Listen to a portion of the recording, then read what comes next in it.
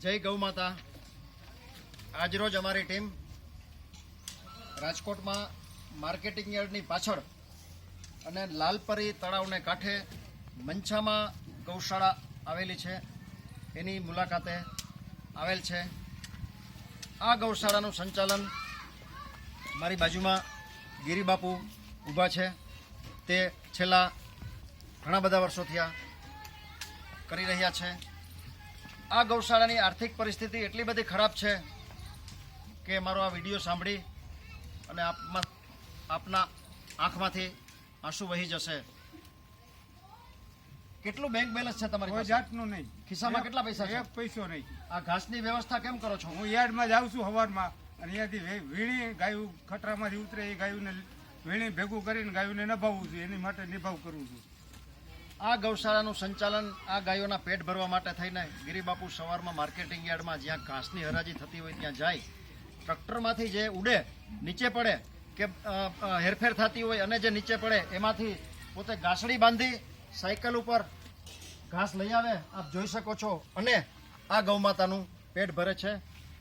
મિત્રો, 33 કરોડ દેવતાનો જેમાં વાસ છે, આપણા વેદોમાં, પુરાણોમાં, આપણા શાસ્ત્રોમાં જેને માતા તરીકેનું પૂજનીય સ્થાન મળ્યું છે, આખી દુનિયામાં તમામ પશુઓમાં એકમાત્ર ગાય એવી છે કે જેને આપણે માતાનું સ્થાન આપ્યું છે।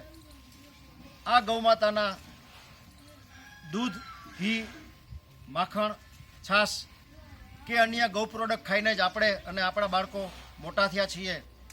ગૌમૂત્રના અને છાણમાંથી આજે 300થી વધુ પ્રોડક્ટ બજારમાં મુકાઈ ચૂકી છે। આ ગૌમાતાને પૃથ્વી ઉપર ભગવાને માત્ર ને માત્ર મનુષ્ય જાતની એટલે કે આપણી સેવા કરવા માટે મોકલી છે। એવી ગૌમાતા કોરોનાની વૈશ્વિક મહામારીમાં કેટલી બેહાલ છે એ આપ નજરે જોઈ શકો છો।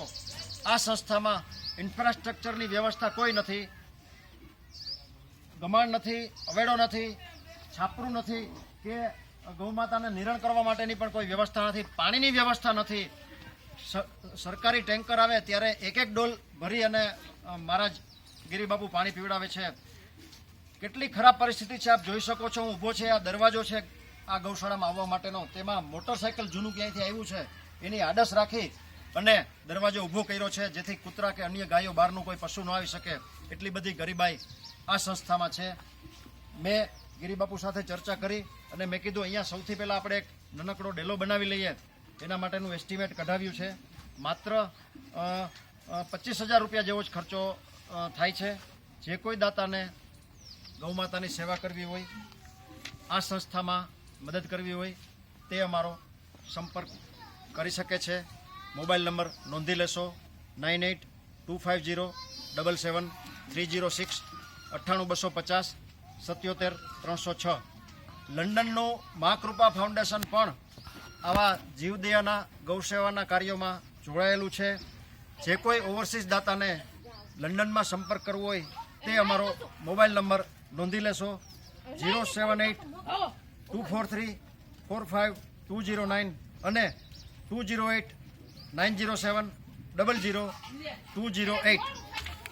આ અમારો વિડીયો તમારા તમામ ગ્રુપમાં શેર કરી ગૌમાતાની સેવામાં આપ જરૂરથી જોડાશો તેવી રાજકોટના સૌ ગૌપ્રેમી મિત્રો અને આ સંસ્થાના સંચાલક ગિરિબાપુની આપને હાથ જોડીને નમ્ર પ્રાર્થના છે।